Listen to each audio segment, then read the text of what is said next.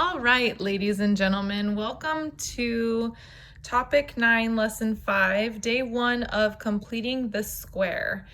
Now, I'm at my house filming this video on a selfie stick, so I just want to apologize in advance if it's a little shaky. I filmed my videos yesterday at school, and this one for some reason did not have sound. So I'm trying it again. We'll see how this goes. So the EQ is how is completing the square helpful for analyzing quadratic functions? And your homework is page 387, number 16, 21 through 29 odds, 37, 39, and 44. Hopefully you got on to enVision and looked at the critique and explain, but also example 1 on there was a demonstration with algebra tiles of how completing the square works. And I just want to go over that briefly with you here because this is the kind of the explanation of why, and that's important for us to know so that we can better understand it. So we had an x squared tile and then 6 x tiles that we split up. So there's 3 and 3 on each side. And the question was, how many 1 tiles do we need in order to make this into a perfect square? So with completing the square, this works with quadratic equations that are not factorable. We would rather factor these quadratic equations, but if they are unfactorable, we can still find the solutions by doing completing the square. So our plan is to determine what number goes right here so that this is a perfect square trinomial. Now, in order to do that, we figure out how many x's we have, and in this case, it's this number here, the coefficient of the x term. And what we do with that is we divide it in half, just like we did here. We split it 3 and 3, and then we square it. And when we square it, we get 9. That's the value that goes into this function that creates this perfect square trinomial, x plus 3 squared. Now, I want to make sure I point out that this 3, when you divide it by 2, is what goes into that binomial that will help us to find that perfect square trinomial. So the formula we need to remember with completing the square is we take the b, we divide it by 2, and that gives us our c value. So for our first example, over here, we're looking at what values of c will help us to complete the square on these two quadratic functions. So again, what we're looking at is taking this b value, in this case it's 12, and we want to divide that by 2. When we do that, we get 6. And then we square the 6, and that gives us 36. So our c value in this problem is 36. Now, if I were to write this as the binomial squared, what I would get is x plus 6 quantity squared. Okay, part B to this example. Again, we're going to take that b value, which is 9. We're going to take the 9 and we want to divide it by 2. When we divide it by 2, we get 4.5. And then we square that value. When we square it, we get 20.25. Okay, so our c value in this case is either 20.25, or we could say it's 81/4. Now, I would usually rather work with decimals than fractions, but in this case, it becomes nice because 81/4 is a perfect square. The 81 is a perfect square and the 4 is a perfect square. And so sometimes that's easier to work with because we end up taking the square roots of those things. So just keep that in mind later. Okay, now that's just the first little bit of completing the square. What we need to do now is we're going to use this piece, this method, to help us find the zeros of this quadratic equation so that we actually get the x-intercepts. I'm going to try and move this.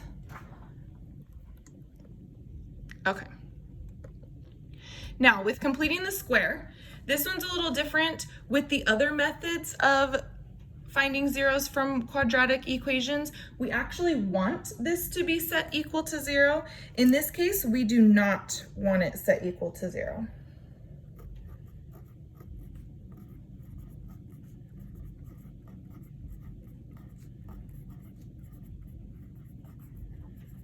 So my first step is going to be to move this 16 to the other side of the equation. So I end up with x squared minus 14x equals negative 16. Now I left a blank here on purpose. This is where we're going to use that b over 2 squared to help us find this number that finishes this perfect square trinomial. So I'm going to take the negative 14 and I want to divide it by 2 and I get negative 7, and then I want to square the negative 7, and when I do that I get 49. So 49 is the value that I'm going to add to make this a perfect square trinomial. Now, at this point, this is an equation, okay? So once I add 49 to this side, I have to add it to the other side in order to keep it balanced. So on this side, I have negative 16 plus 49 as well. Okay, so I'm going to factor this into a perfect square trinomial. Remember earlier I said we're going to take this number that we got when we divided it by 2, and that is going to help us with our binomial. So it's going to be x minus 7 squared is equal to, and on this side when I do negative 16 plus 49, I get 33. Okay, so now after we factor the perfect square trinomial,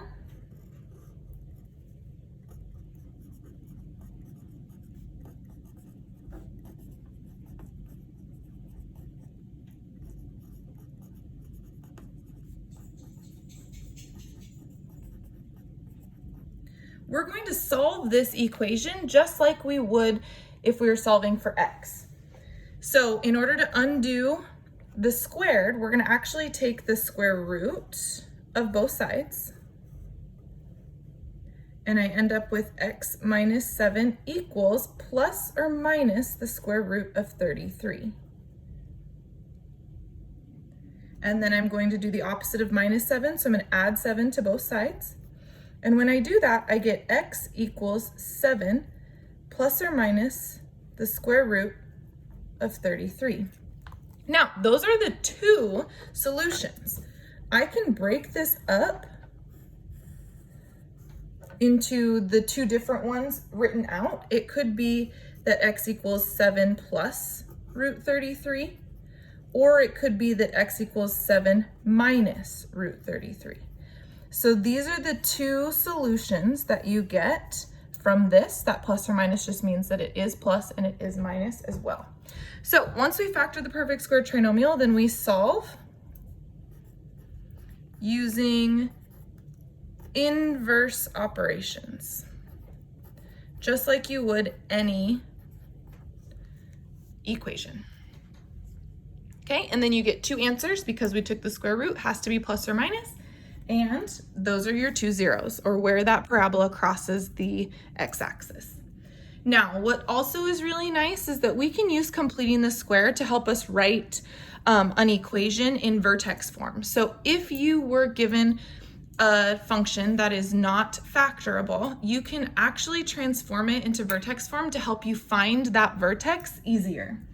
So for this example, we're going to use the quadratic equation y equals x squared minus 8x plus 11. And we're going to basically do the same steps, except for this time we have a y over here. So we have to just keep that y by itself. And at the end, we'll end up with an equation in this form, y equals x minus h squared plus k. So I'm going to start by subtracting the 11. So I get y minus 11. I'm leaving a space because I know that I have to add something to both sides, equals x squared minus 8x. And then again, I'm going to add something to that side. So I take my b value, this -8, and I'm going to divide it by 2 to get -4, square it, and I get 16. So I'm going to add 16 to both sides. I'm going to factor my perfect square trinomial, and I know that I'm going to use this -4 in there. So it ends up being x minus 4 squared. And on this side, I get y plus 5. Because -11 plus 16 is 5. Now, I have this part here of the vertex form. I just need this k.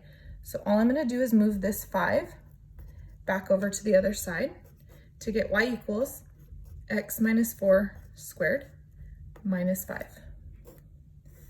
So that's the equation written in vertex form, and the vertex is 4, -5.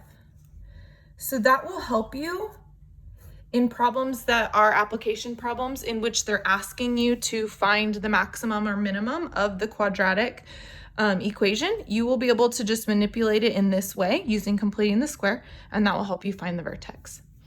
All right, the last thing I want you to do is a couple of try-its. One where you just are completing the square for this quadratic equation, x squared plus 10x minus 9 equals 0. And the other one where you write this equation, y equals x squared minus 2x plus 3, in vertex form.